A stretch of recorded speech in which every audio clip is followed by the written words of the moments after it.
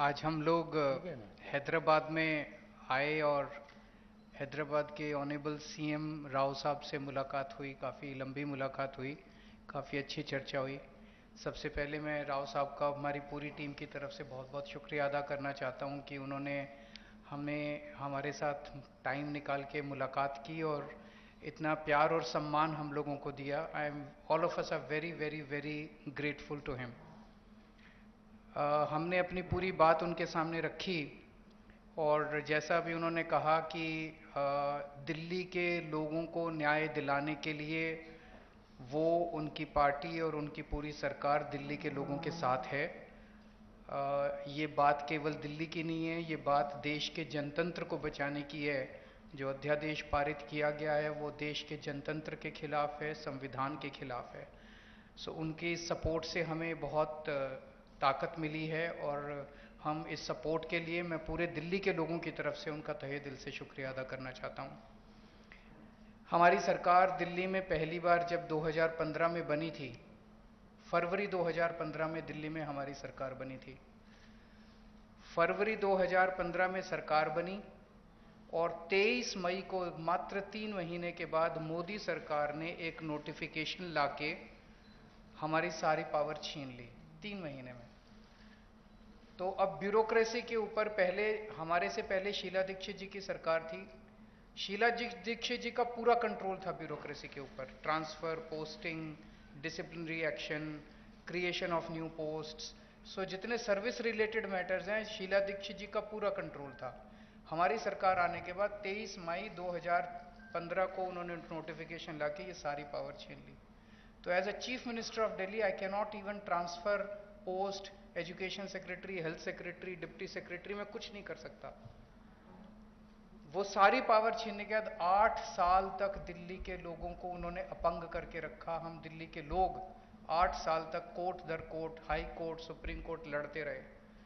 8 साल की हमारी लड़ाई के बाद 11 मई को, अभी पिछले कुछ दिन पहले, सुप्रीम कोर्ट ने, सुप्रीम कोर्ट की संविधान कॉन्स्टिट्यूशन बेंच ने, पांचों जजों ने मिलकर 5-0 से दिल्ली के लोगों के हक में फैसला दिया। 8 साल की लड़ाई के बाद दिल्ली के लोगों को न्याय मिला कि उनकी चुनी हुई सरकार को काम करने का अधिकार मिला।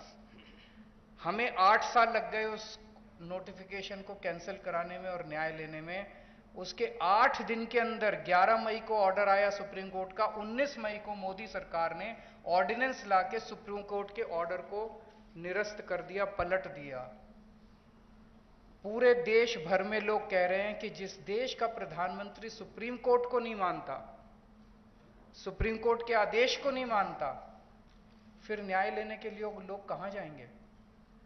अगर देश का प्रधानमंत्री कहता है कि मैं सुप्रीम कोर्ट के आदेश को नहीं मानता और कानून लाके वो आदेश को पलट देता है, तो फिर तो न्याय के लिए कोई जगह नहीं बच जाती है। कहां जाएंगे फिर लोग न्याय लेने के लिए? फिर तो कोई अंतिम चीज ही नहीं है। वो प्रधानमंत्री जी कहते हैं मैं नहीं मानता सुप्रीम कोर्ट को, ऐसे देश कैसे चलेगा? ये तो बिल्कुल गलत है।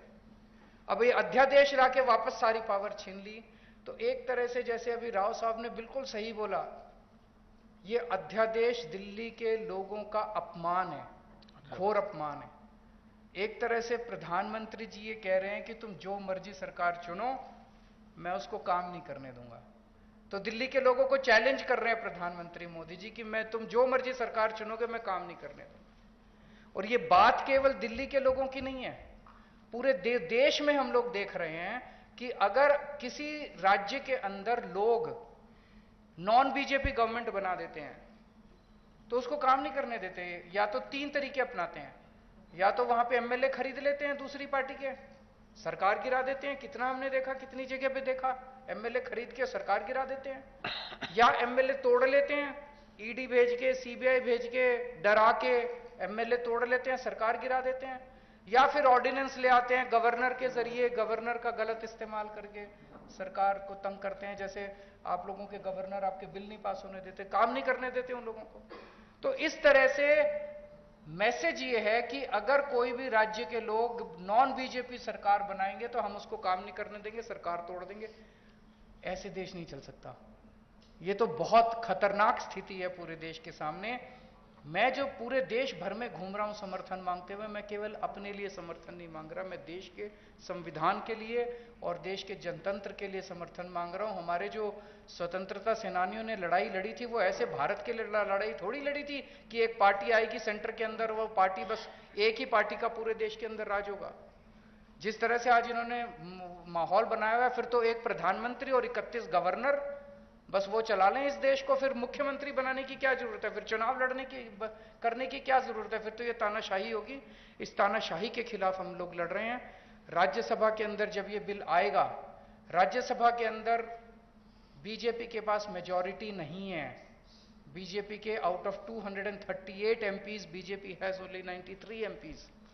बीजेपी के पास मेजॉरिटी नहीं है। मैं फिर से शुक्रिया अदा करता हूं राव साहब का। अगर हम सब लोग नॉन बीजेपी पार्टीज इकट्ठे हो गए तो इस बिल को हम राज्यसभा के अंदर गिरा सकते हैं।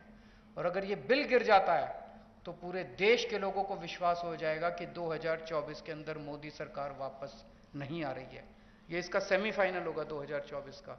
ये कॉन्फिडेंस देगा पूरे देश के लोगों को कि मोदी जी को हराया जा सकता है।